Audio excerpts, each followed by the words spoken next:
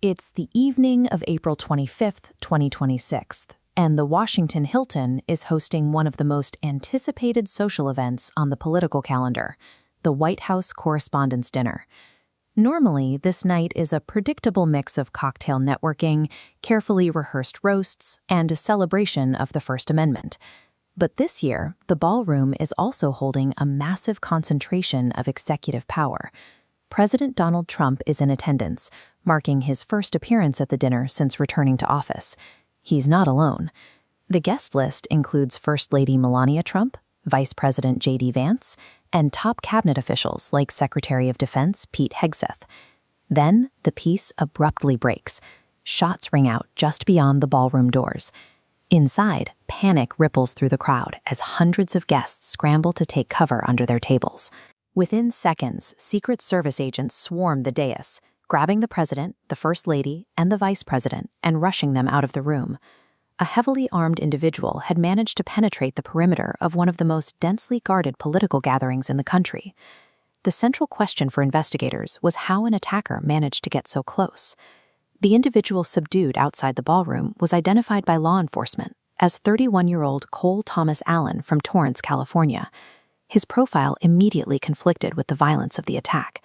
Allen holds a bachelor's degree in mechanical engineering from Caltech and a master's in computer science. By all public appearances, his life was completely ordinary. He worked as a part-time tutor, recently named Teacher of the Month, and developed indie video games. Following the attack, authorities began tracing his exact logistics.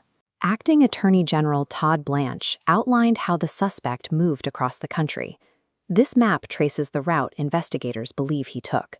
Instead of flying, Allen traveled by train, riding from Los Angeles to Chicago, and then taking a connecting line down to the nation's capital. Once in Washington, he executed a crucial tactical step.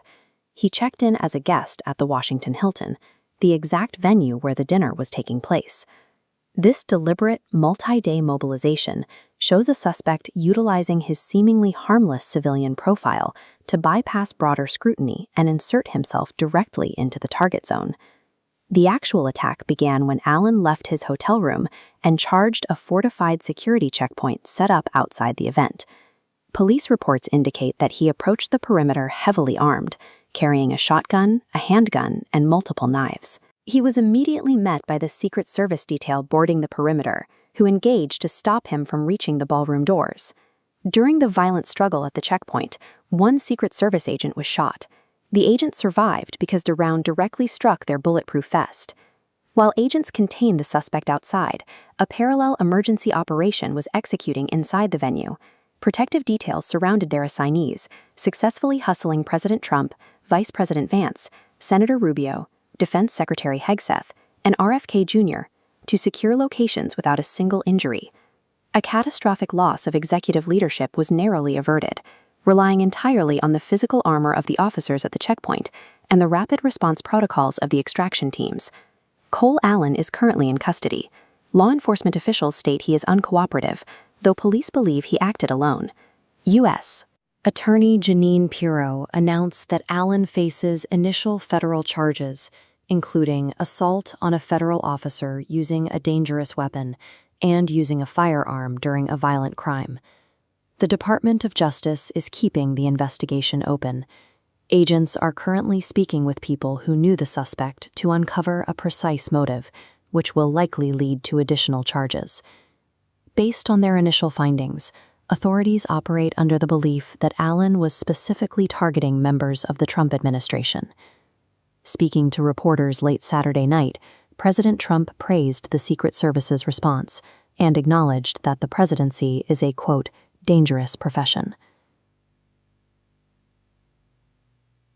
The breach at the Washington Hilton makes one thing clear.